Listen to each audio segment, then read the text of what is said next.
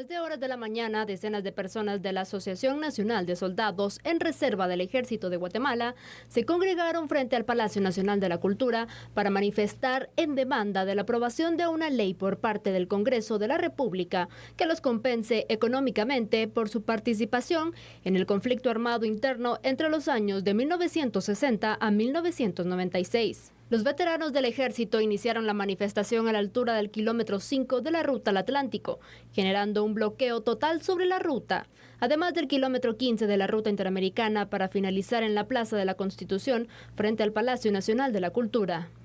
Los bloqueos continuaron en horas de la tarde. Según autoridades de tránsito, la manifestación que estaba frente a Casa Presidencial se dividió. Un bloque se encontraba en la Sexta Avenida entre Cuarta y Quinta Calle de la Zona 1 y el otro grupo avanzó hacia inmediaciones del Puente Belice. Los manifestantes habían iniciado el bloqueo en la ruta al Atlántico en el kilómetro 4.9. Ambas vías de la zona 17 y 18 permanecían detenidas. La paralización y bloqueo de carriles causó un caos vehicular, por lo que autoridades de tránsito se dieron a la tarea de realizar desvíos en ese sector. Fue hasta las 17 horas que los manifestantes iniciaron a despejar las vías.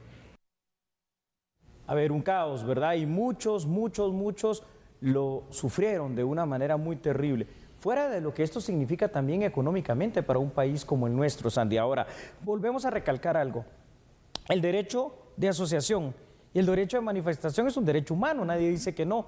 Lo único, y lo volvemos a repetir y recalcar aquí en A la Medida, no puedes hacer uso de un derecho humano, como es este, pero impidiendo los demás derechos humanos también del resto de guatemaltecos. Porque, por ejemplo, el derecho a la libre locomoción, el derecho al trabajo, el derecho a la salud. ¿Cuántas personas perdieron probablemente la cita médica que tenían en el ICS, en un hospital o en donde sea? Y además, fíjate, solo por pura lógica, por puro sentido común, al hacer este tipo de manifestaciones, más que llamar la atención de un gobierno, lo que haces es generar antipatía de toda una población. El rechazo de la población. Y entonces no te acuerpan, al contrario, te rechazan. Tú lo dijiste bien. Julia, pero mira, yo no sé qué pasa, pero últimamente cuando se quiere lograr un objetivo, sí, que en este caso es ser escuchados y que se pueda llegar a algún tipo de negociación, a algún tipo de acuerdo, siempre se hacen bloqueos. Entre más grande es el bloqueo, mejor más resultados parece que se obtienen. Y el resultado es nulo. Exacto, entonces no debería ser así. Aquí lo que nos preguntamos es, ¿cómo están los diálogos con estos grupos?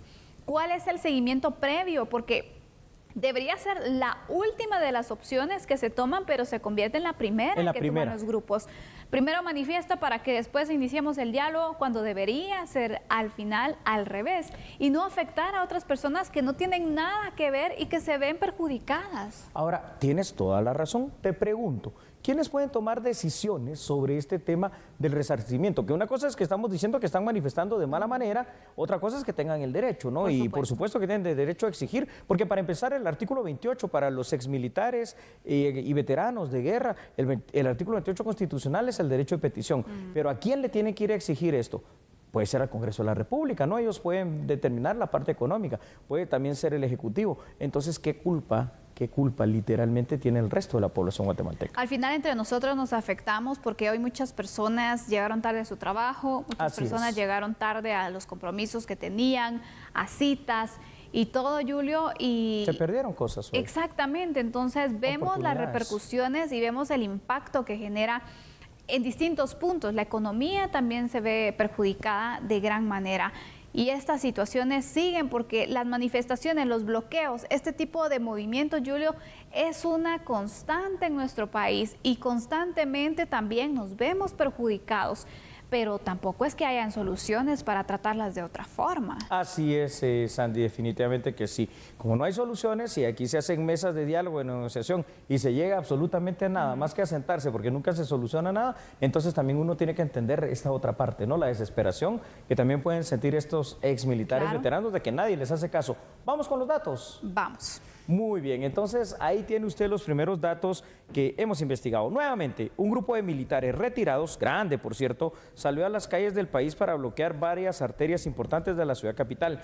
No es la primera vez que hacen este tipo de movilización. Previamente habían exigido la cantidad de entre 85 a 125 mil quetzales para cada uno, más la dotación de una vivienda. Se conoce que actualmente están pidiendo esos hasta 125 mil quetzales, un terreno y también casa para cada veterano del ejército, beneficiando aproximadamente a 1.700.000 veteranos. Es que la cifra es grande en número de ellos, pero la cifra, te imaginas en dinero de todas estas peticiones, ¿cuánto será?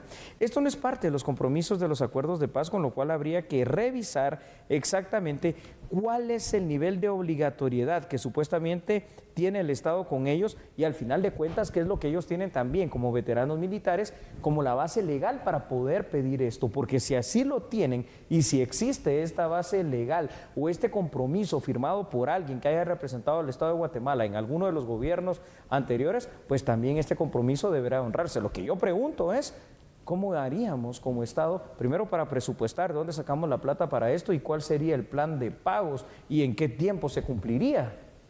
Exactamente, Julio. Hay mucho que analizar en este tema, pero sin duda alguna se debe realizar. Se debe realizar. ¿Por qué? Porque si no van a seguir este tipo de bloqueos. Y no es la primera vez que este grupo ha demostrado que tiene un gran poder de convocatoria. Absolutamente. Y que puede afectar de gran manera también la movilización de los guatemaltecos. Ya van varias manifestaciones que han realizado donde la petición es exactamente la misma.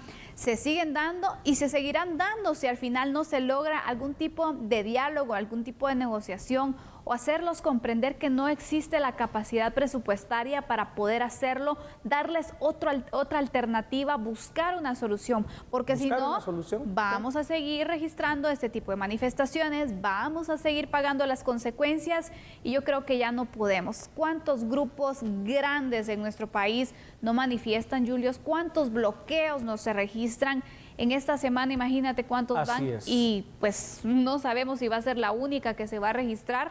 Tú lo dices, no hay que descartarlo. Tú lo dices cierto, es decir, aquí en Guatemala ya no sabemos si hoy hubo un bloqueo y una manifestación y si mañana podremos vivir algún otro bloqueo, otra manifestación de cualquier otro grupo aquí que esté pidiendo lo que sea. Es que es terrible lo que está pasando en nuestro país.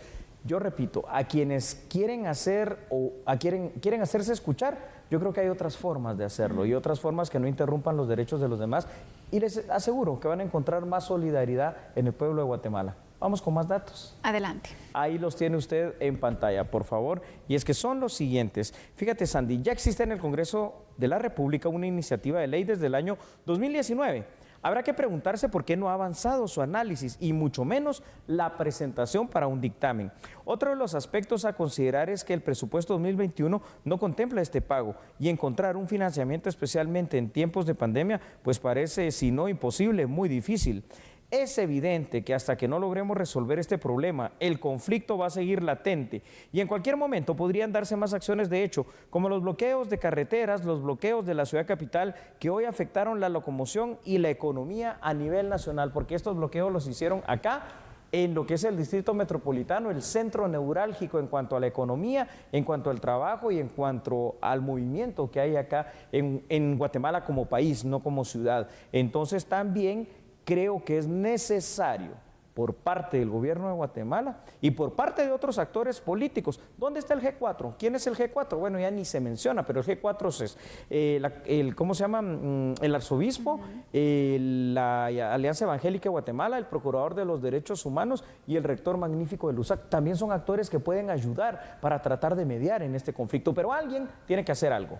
Yo creo que necesitamos más acción y menos pronunciamiento, porque solo con decir y hacer el llamado a que pues no realicen estos movimientos, ¿cómo le dices a alguien, miren, no manifiestes si al final no están siendo escuchados sus derechos? Entonces también falta un poco de esta mediación que se pueda tener.